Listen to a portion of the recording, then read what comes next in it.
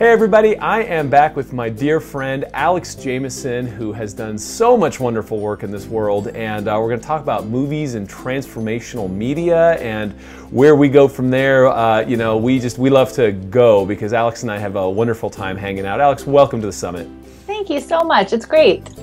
Hey, so you were intimately involved in the production of the movie Super Size Me, which has really transformed and done a lot for society, and it really kind of burst into the scene and created that meme of people understanding how media can shake up person's behavior and shake up person's understanding of what's going on. And you guys had tremendous success with it, obviously. And now it's been how many years? 10 years?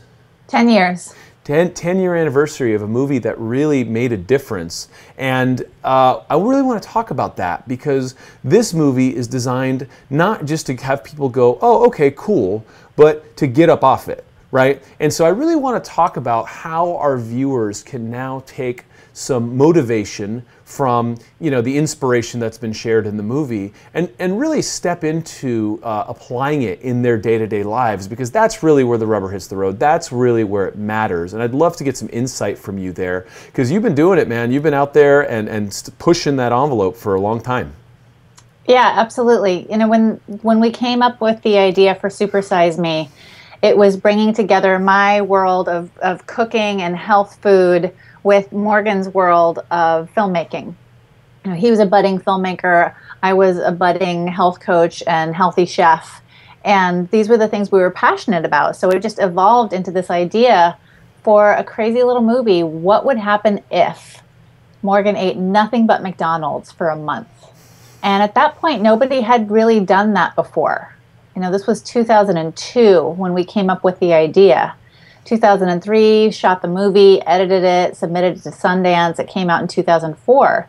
And at that time, there were a lot of disparate movements trying to make stuff happen. The organic movement was having just the beginnings of its second resurgence. And there wasn't a Whole Foods on every couple of miles like there is now. I mean, here in New York City, it seems like there's one in every neighborhood now.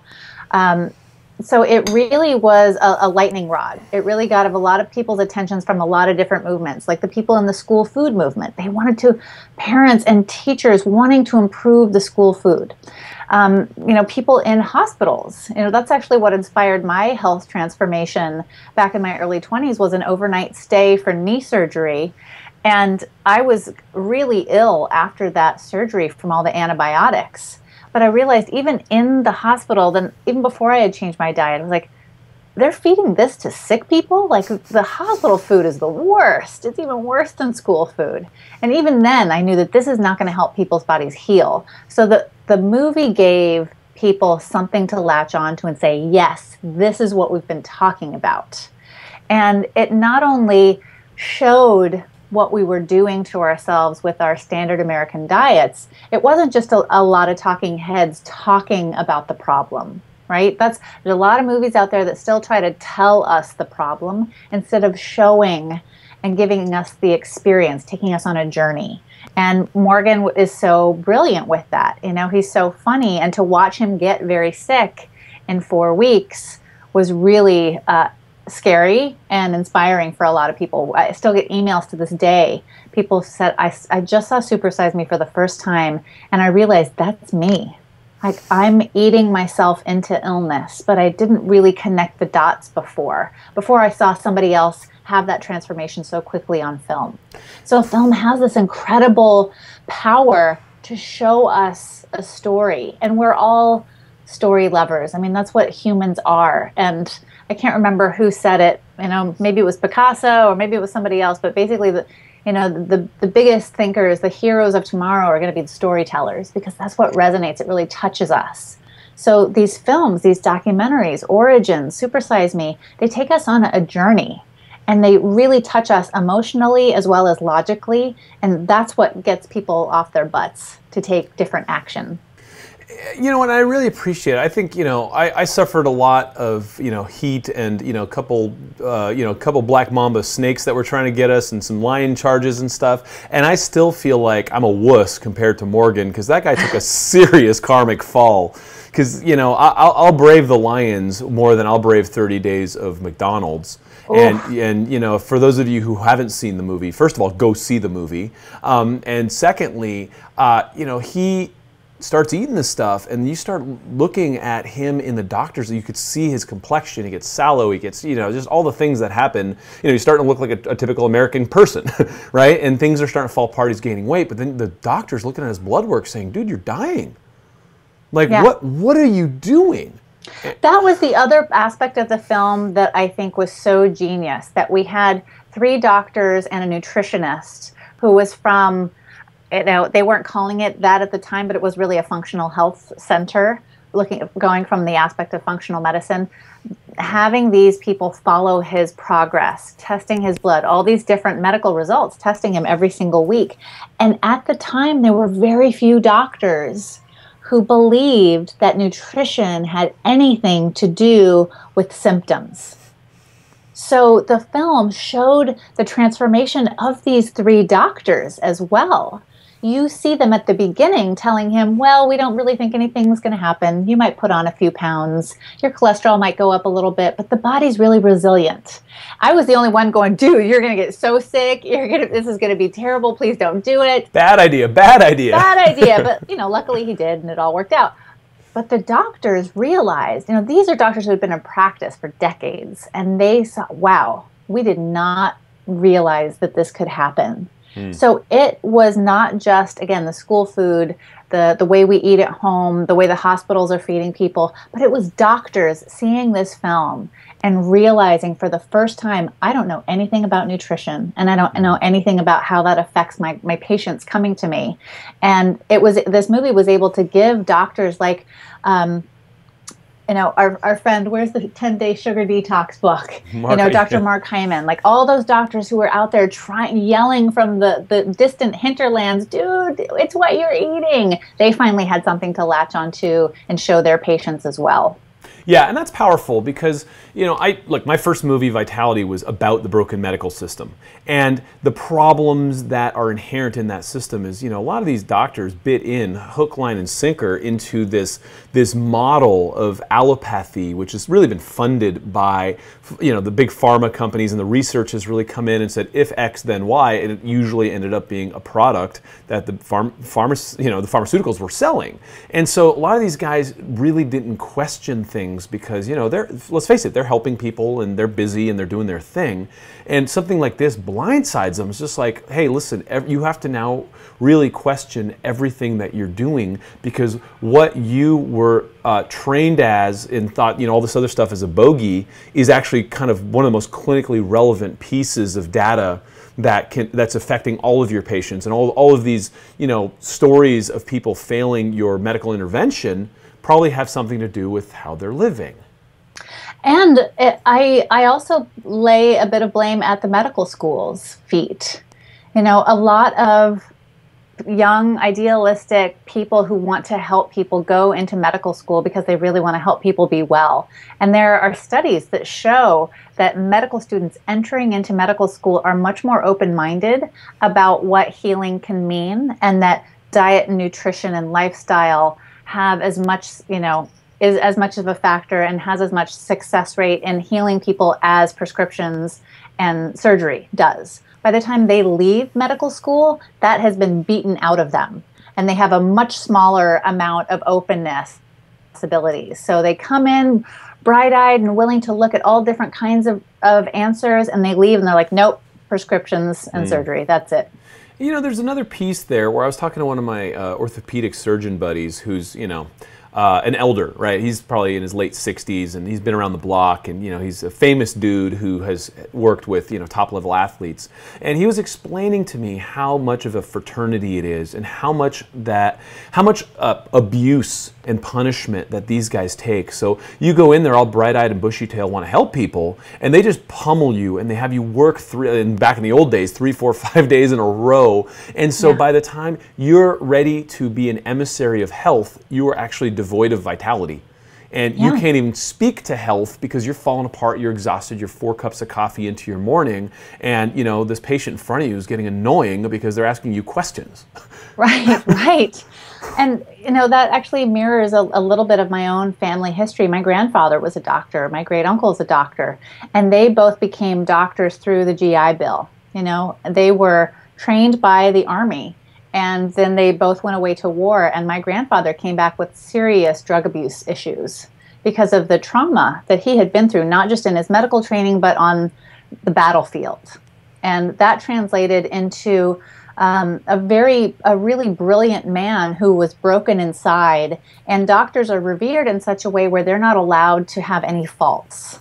There's people call it the God complex, and they put down doctors, but I really see that it's not a fair situation for them either, where it's very challenging for them to say, I don't know, or I might need to learn something new.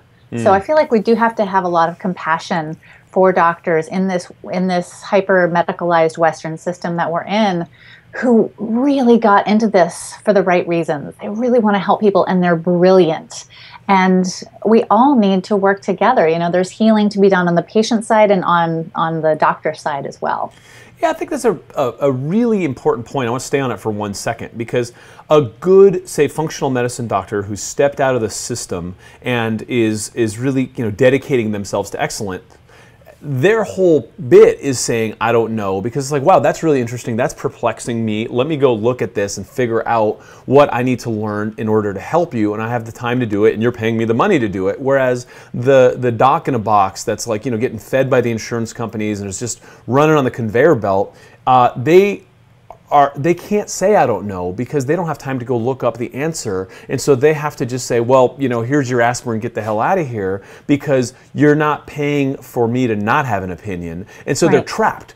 And it sucks. And I've talked to a lot of doctors about this, and they're just like, they feel trapped, and they don't have time to help people, and these people don't know how to help themselves. And so, they're eating the McDonald's, they're coming in, and people just shake their heads and say, I don't, you should exercise. Yeah, and honestly, there's plenty of evidence to show that I don't know are the 3 hardest words to say in any language. And this also mirrors my own experience with being vegan during Super Size Me, and then transitioning to eating meat again years later, where it's very challenging to be an evolving human being with an evolving path where you don't know the answers all the time. Like, what's good for me now may not be good for me in the future. And when it's so hard to admit that you're not certain about something, everyone's looking for you for a certain answer. You have to tell me what to eat. Tell me, this is the way. Well, not everything is so black and white. And maybe we can all bring maybe a calmer attitude towards these conversations that, right now the microbiome, thank God that's finally getting its time in the sun so that we can talk about bacteria and how important that is. But we still don't know everything. We still, in 10 years, there's going to be something new that we didn't even know we don't know about. So let's be easy on ourselves and our doctors, and really just, we have to help each other. It's not about me getting fixed. It's about us all fixing this system together.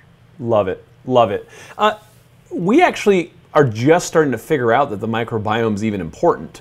You know what I mean? And so now there's all these people that are, experts in fecal grafting and all this kind of stuff. And again, that whole ego, in the Tarot, it's called the Tower of Destruction, where you build up this edifice and then you have to support it because you have to pretend that you know.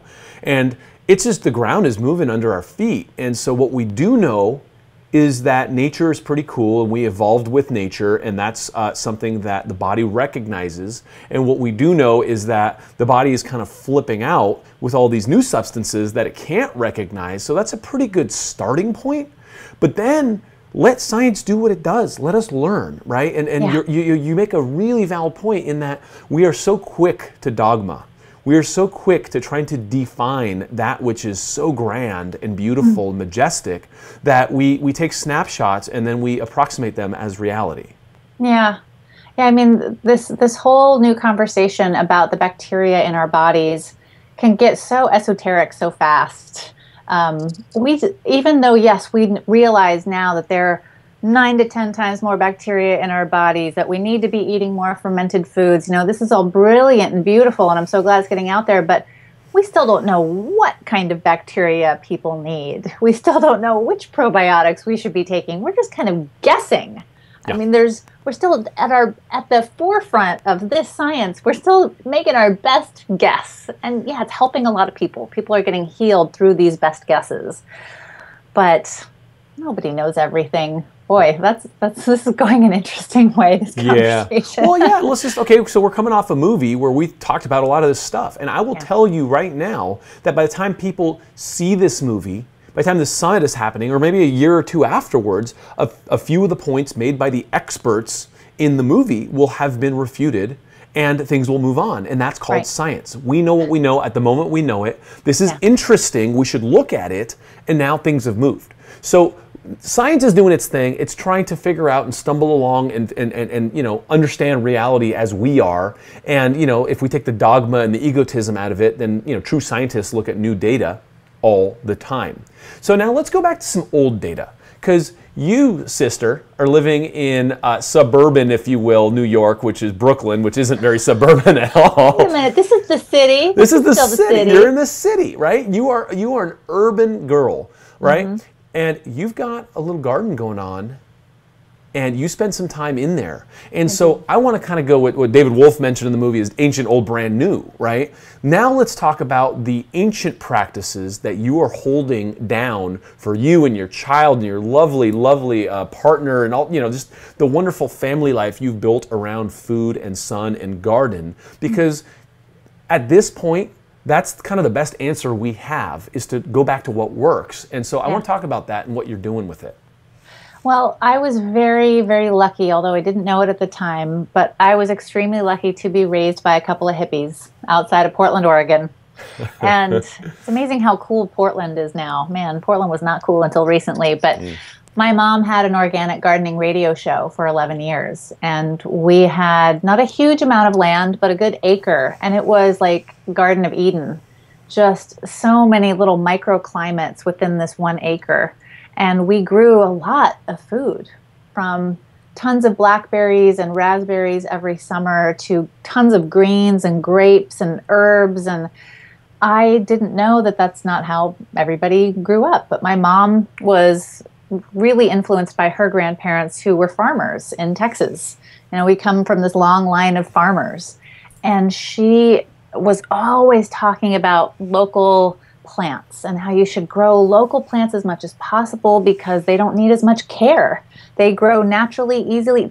No sprays, no pesticides. And, you know, how can we plant marigolds next to these herbs and berries, and that'll keep the pests away? So I grew up learning how the natural world worked.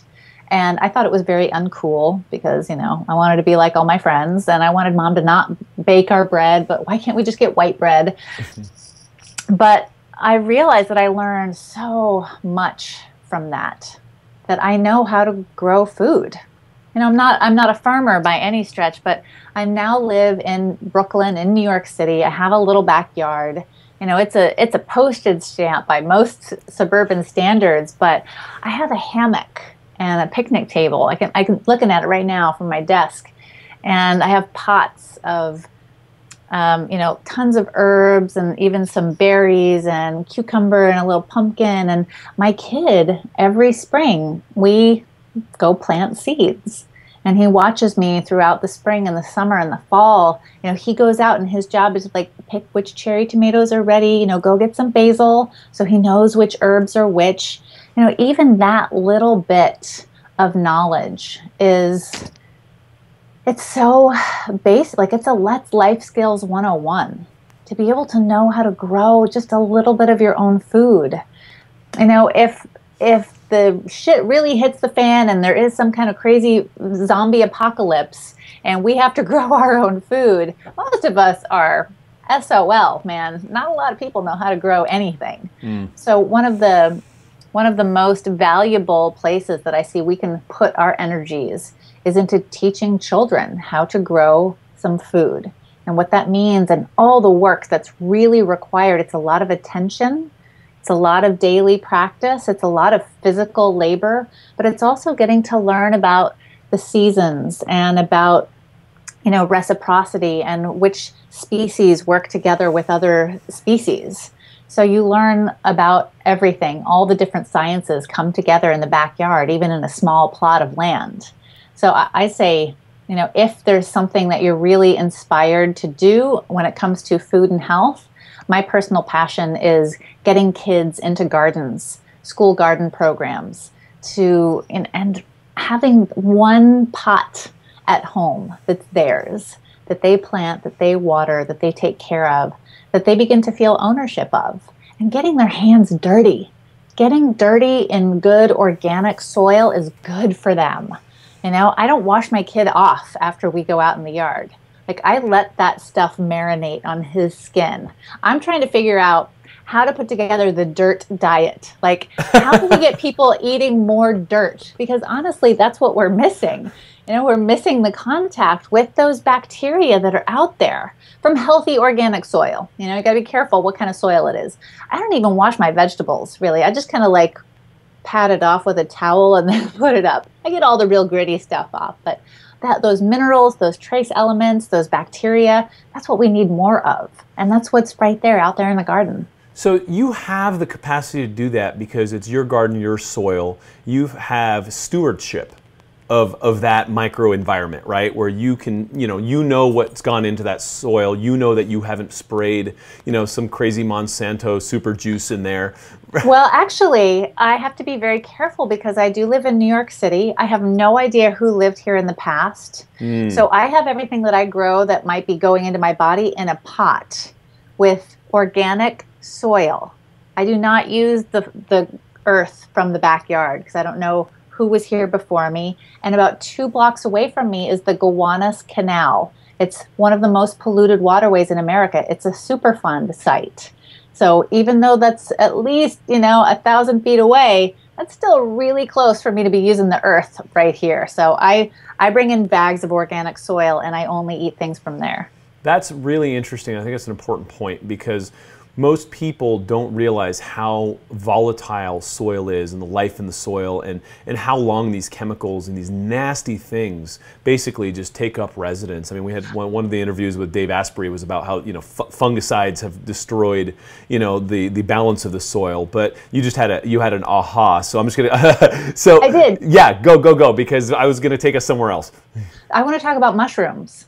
Yeah. And how amazing mushrooms are in terms of being able to actually clean up and totally transform soil. There's a guy, Paul Stamets, in Washington State. He wrote Mycelium Running. He's written all these amazing books. I mean, he is like the super hip. He has made a hat out of mushrooms. He literally wears a mushroom hat. I love this guy so much. You totally have to check out fungi.com. I'm going to throw him a shout out here because the research that he has done with mushrooms and their ability to transform the soil. I mean, when mushrooms grow, that mycelium, that web that spreads out through the earth, they digest. They don't have their stomachs on the inside like we do. Their stomach is the outside. The mycelium actually transforms the soil around it and then absorbs the nutrients through the web. So it has the ability to totally detoxify soil.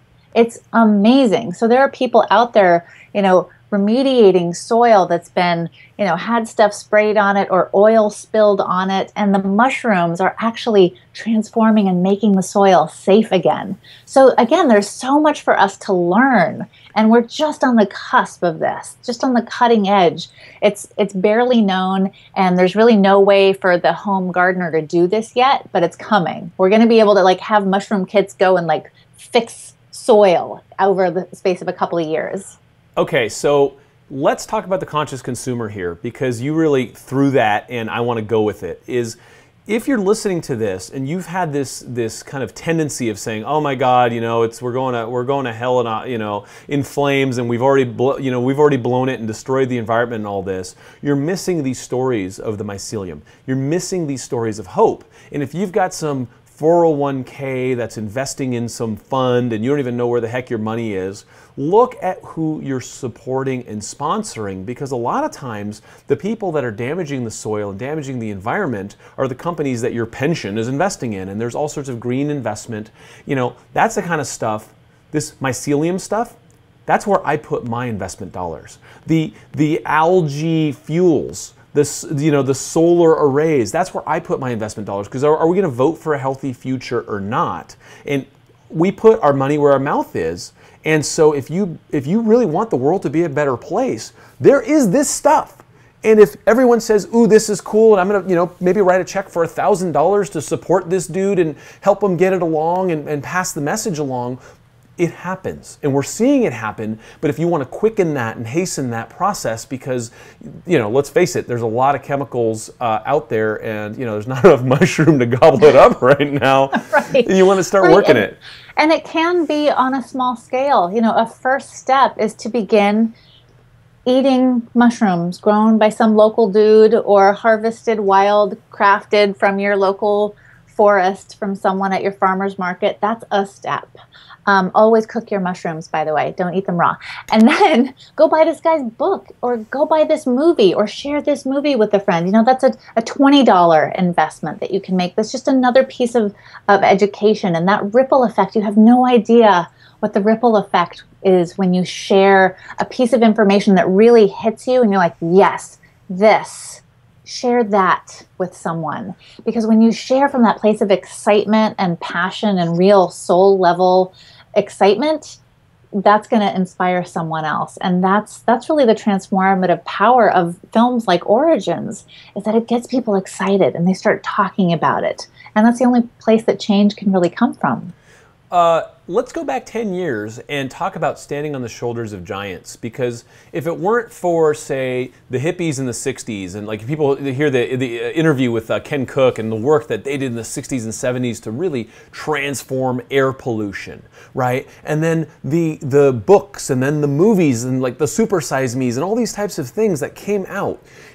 The reason most of you are here in this summit and watching this right now is because someone in the past 10, 20, 30 years took that step and supported the good guys and supported the people that were taking that stand for your children's children, and creating an opportunity for this type of media. Origins could not have happened without Super Size Me, right? There's this timeline that happens, and so Origins is a stepping stone to a much greater work by someone way smarter than me that's going to come in the next few years. But we're just all trying to move this forward, and in doing so, support the world that we want for your kid, my kid, and everyone else's kids and grandkids that are watching this. Yeah, absolutely. And I really take heart. I'm an eternal optimist. I'm a lifelong learner. I'm an eternal optimist. And yeah, things are crazy out there. Man, there is bad stuff going down. I don't know if the earth is in a better shape now than it was 10 years ago or not. I'm going to say no. But man, the rate at which technology is matching our problems, the rate at which we come up with solutions is truly astounding. And I always have hope that humans, as wacky as we are and as much as we love to futz with Mother Nature and kind of screw things up, we're also really good at coming up with solutions. And technology is now in the palm of your hands. I mean, people are making movies from their iPhone. People are spreading messages via Twitter. Revolutions are happening online. People are inventing things with websites who are creating prototypes for them for almost nothing, and it's solving real world problems. So I always have hope. People are always looking for a solution, and all we got to do is just keep learning and growing and sharing and trying, and nothing's going to be perfect. But if you can hang out with people like me and Pedram along the way and have a good time while you're doing it, why not? Amen, sister. And you bring up a good point, because you and I like to have a good time. And that's really the flavor of life. You know, so many people are so stressed and compressed and just pounded into submission by their 9-to-5 cubicle farm job, or their, I don't have time to do anything for myself. And here you are turning your transportation into your exercise, right? Like, you ride your bike everywhere because when the hell else are you gonna, get out there and move, right? And so you hack your life in order to bring quality back in. And I'd love to, just talk about that for a second, just a day in the life of Alex Jamieson, because, you're an urban gal. Right? And you're still doing a lot of things that are nourishing and taking care of yourself so that you could be there to support your child and your family. Yeah, it's funny, man. Mom was just right. Mom really had it dialed in. Mom was the best hippie on earth. I love her so much. Even though I grew up really in the sticks out in the country, I've been living in New York City for 15 years now. And it's, a lot of people from home ask me, like, how do you live there? How do you even keep up with it? Well, part of it is the fact that I do have a backyard and I have nature right out my door. I can go outside. There are actually birds and trees and plants, and that connects me and grounds me to life again. I've always been the nature girl. Like, I need to go to the ocean. I need to be away from people, out in the trees. I still do that pretty often. But on a day-to-day basis, it's about movement. I really try to be outside as much as possible, even in the urban jungle that I live in. I have a 7-year-old son, and for the last 5 years, I've been riding him on my bike to preschool, then kindergarten, now elementary school. We ride at least a couple of days a week, and it's about a 6-mile round trip. And man, he is getting heavy. He's getting so big. I don't know how much longer I can keep this up, because there are a few little hills in New York City, just enough to make it really challenging. But I love that time outside, and I love moving my body. And, it's about the same amount of time. It's really a 5-minute difference whether I ride my bike or whether I take a car. So I'm not saving myself any time taking the car. I really don't like going to the gym unless I'm going to a cool yoga class. So I'd rather ride and not have to go to the gym. And the other benefit of that is that my kid's sitting in the back. I have one of those bike trailers, and he sits in the back there with his backpack and his little clean canteen of water and a book, and he's getting in his reading time. And every time I stop, I can look over my shoulder and we talk, like, hey, how's it going back there? What's going on? We'll point out stuff and chat along the way. So we're connecting, and he's seeing that exercise is important to me. I talk about it with him, like, dude, we're not taking the bus today. I need to move. So I'm going to ride you on the bike. And it's really becoming this ongoing conversation that exercise is really important. So, we go to the farmer's market every week. We grow some stuff in our backyard. There's a little cabin up in the woods that he gets to go and, pee on a tree and go fishing and have a real nature experience, which I know not everybody has access to. But again, being in touch with nature and being outside it's just an absolute necessity. It's a non-negotiable in my life because it keeps me sane. It's how I was raised, and it gets me out of my head. It really helps me feel connected to the natural world. What's funny is I was just out there, a couple weeks ago in New York City, and, it's this big, super hyper urban, place, this metropolis with taxis and, people all over the place. And we stopped over in Central Park for a minute, and it was like this oasis of green. And it was like this total, refreshing moment where I said, wow, nature, right here. Yeah. And so, and that's about as urban as it gets in America, right? Mm-hmm. And even there's plenty of nature, right? So, yeah. Even if you live in a hyper-urban environment, there's a park, there's stuff. Yeah. And so, that's one thing that I think people need to just look for and find. And maybe we'll create a resource in our success kit here to just help people find parks, find national parks, state parks, local municipal parks. That stuff exists. Yeah, and we forget about public space and how important that is. We're very isolated these days.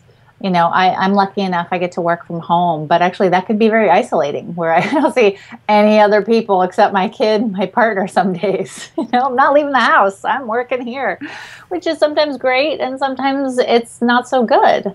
And we forget that there are things like libraries. I love libraries. I really do. Going into the stacks and just walking and like picking up a book that you may never have gotten off of Amazon because it's right there. And it's something that you wouldn't have thought to look for.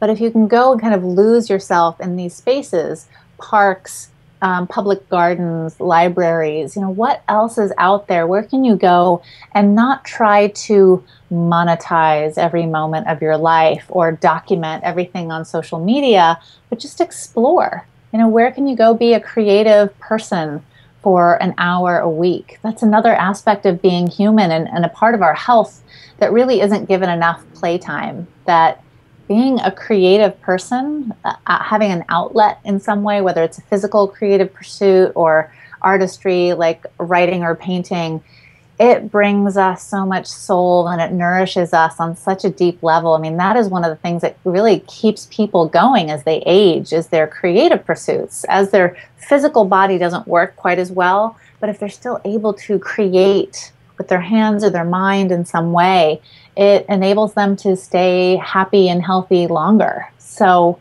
where is that in your life and what can you do to nurture that more? That's a powerful, powerful place to go, because most of us live in time compression, right? Too many items, too much to do. I'm late for everything. I don't have time to do anything. Oh my God, let's go to Maui and crash for 2 weeks because I've been running on red for so long. And it's just this real kind of imbalanced, fundamentally imbalanced way of living. And so here you are, a super successful, public voice who's, out there doing it. It's like, you're putting out work like it's nobody's business, and you're a busy gal. But here you are talking about going to the library and chilling out. And it seems so paradoxical to the modern mind that we can have permission to relax and permission to take a breath.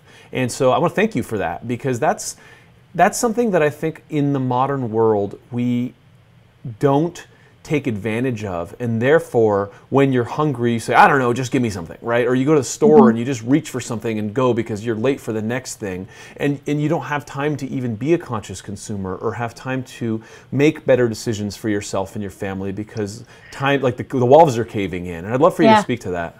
No, you have to, and it's an awareness practice, and maybe this is the first time you're thinking about it, which is great, but can you give yourself permission to take a pause from the thrash of life, a pause from the thrash, and ask, cravings are totally my sweet spot. That's what I love to talk about. What is my body really asking for right now? What do I really need to feel the way I want to feel in my life? It's not just about the to-do list. It's what do I want my life to look like, feel like? How does my body need to be in order to create that?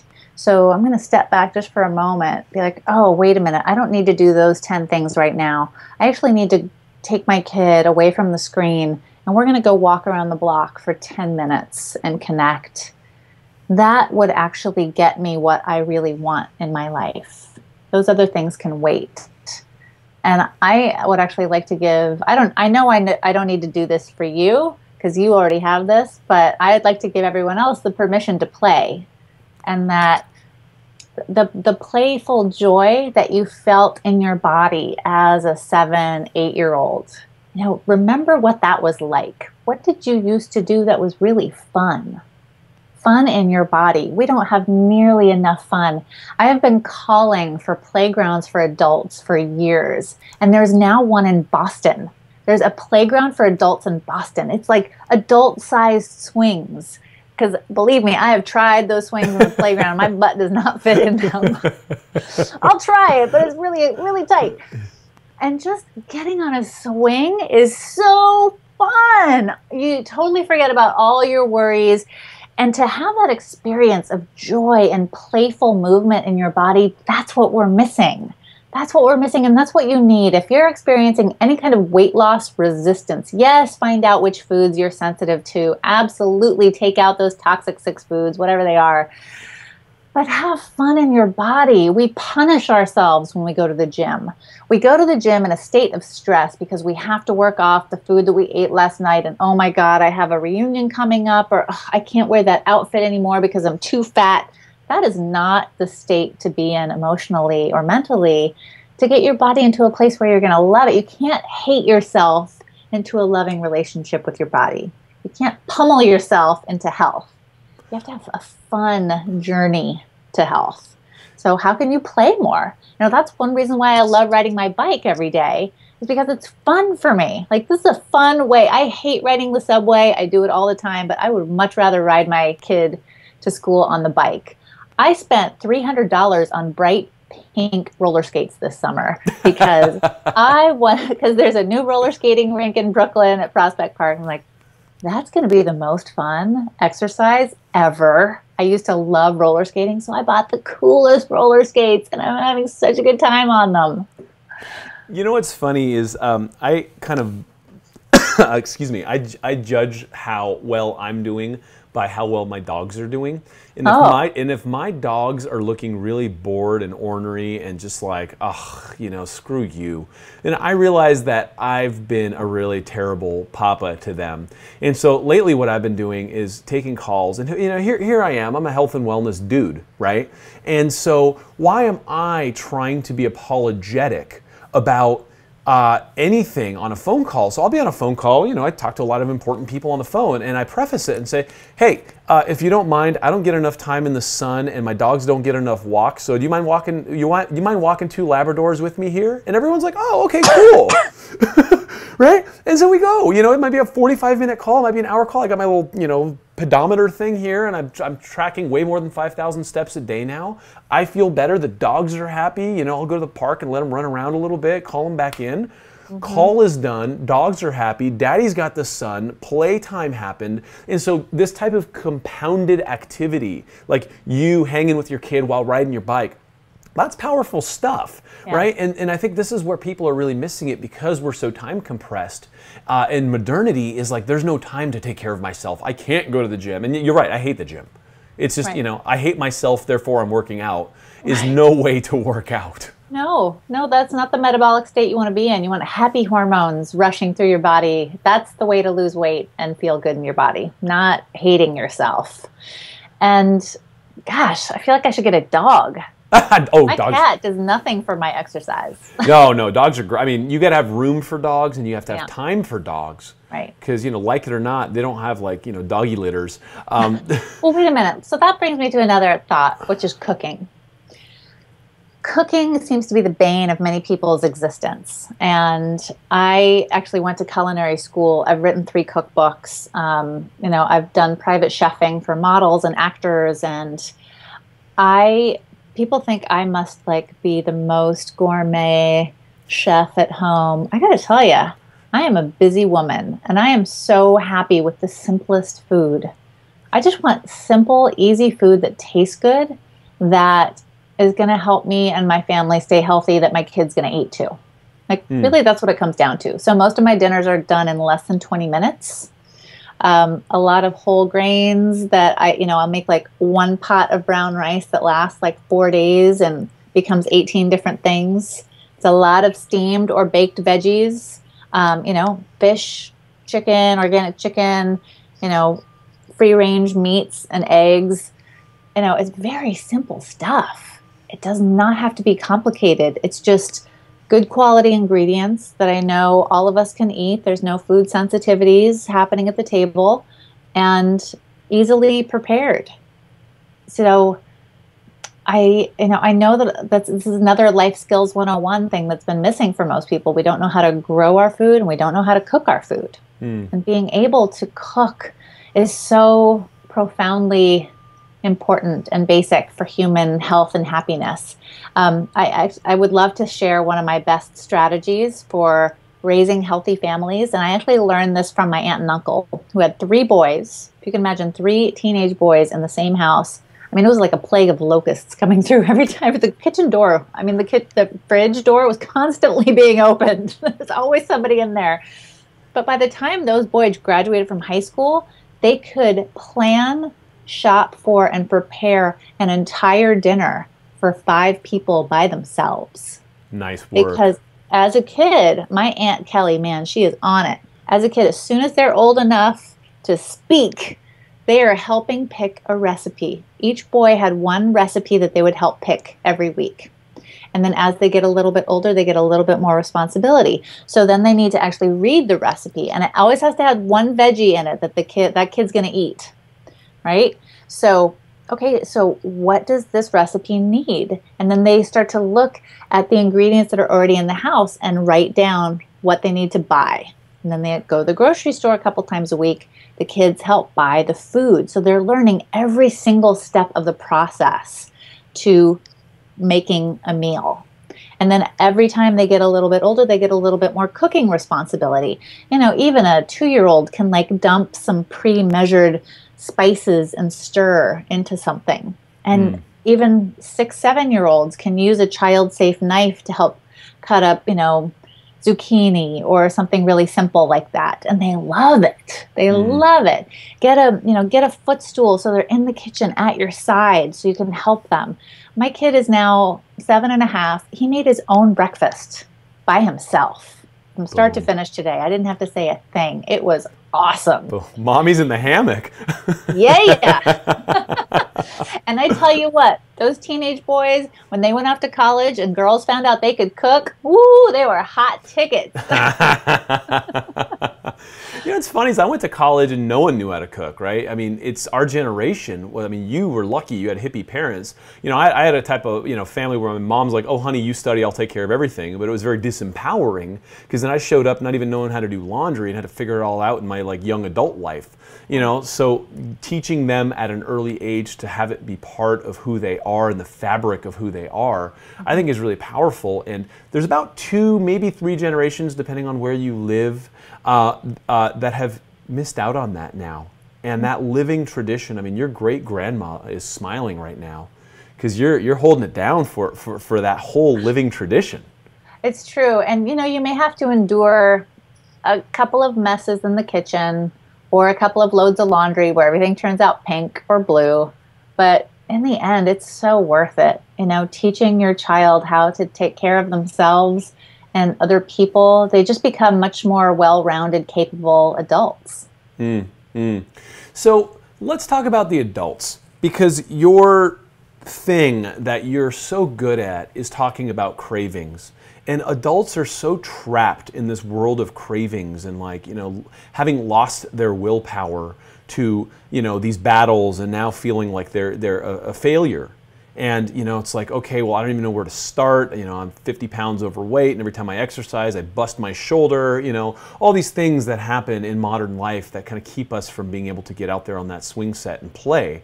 So how do we go back to the cravings and kind of hack our way into a better understanding of our relationship with food and life and play? Well, I know that, you know, this person that you're talking about who needs to lose 50 pounds, who feels pain and frustration about their bodies. You know, they've probably tried a lot of diets at this point, or they've tried at least a few, and they feel like they've failed at them. Well, you know, what those diets never taught you, they just told you, don't eat this, eat this. They didn't really teach you the underlying causes of weight gain, which really we're just discovering in the last few years, and where your cravings come from. And that's what gets you off track. You know, that's what has made these diets fail, is that, well, I craved, you know, the sugar and the salt again, so I just had the sugar and the potato chips again, and that got me off my diet, and then I failed, and that was it.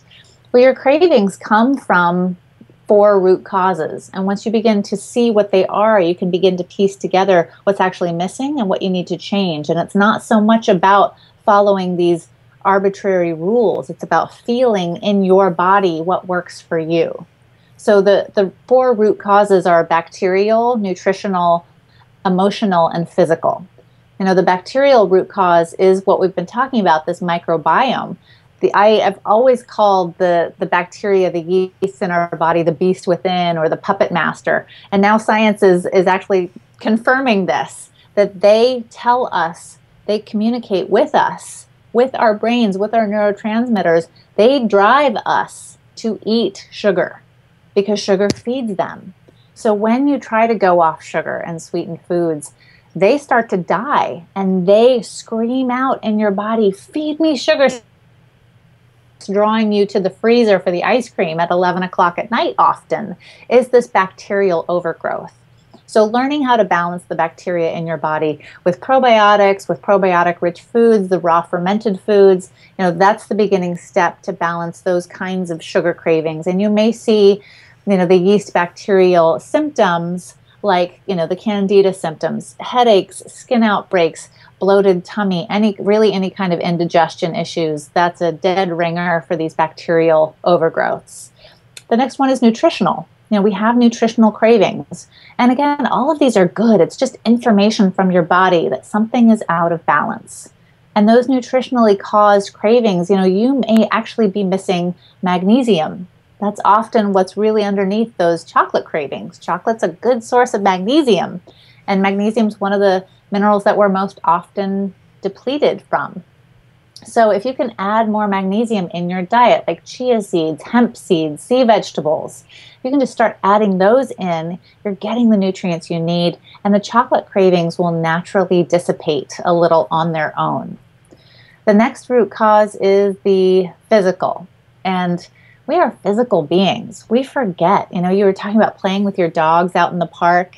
And I love getting out and moving out in nature, but we don't get enough movement. And often our energy cravings for coffee in the afternoon is really either a craving for rest or movement. But we are intimate creatures. We thrive when we're together as a group. Babies who are born prematurely are now put skin-to-skin contact on an adult as much as possible. When they are in that skin-to-skin contact, they thrive, they feed more, they grow faster. We need that as adults, too. We need to touch each other. We need sex. We crave this physical pleasure, and we don't get enough of it. And finally, there's the emotional cravings, sad or frustrated or angry or lonely. These are all real emotions that have a physical response in the body. The body feels when you feel. And our bodies are very smart, very intelligent. They know when you feel bad, you just want to feel good. And your body says, okay, have a cupcake. It'll feel good. And there's nothing wrong with that. But if you begin to see a lifelong or years-long pattern of sadness covered by frosting, maybe it's time to look at that underlying sadness or frustration or anger and begin to deal with those root causes so that the foods are not making you sick and that the underlying causes are being nourished instead. I love that, because we live in a culture where it's like, tell me the next great diet that's going to get me into my dress and let me move on. And so what you're alluding to is these skeletons in the closet that we never have time to look at.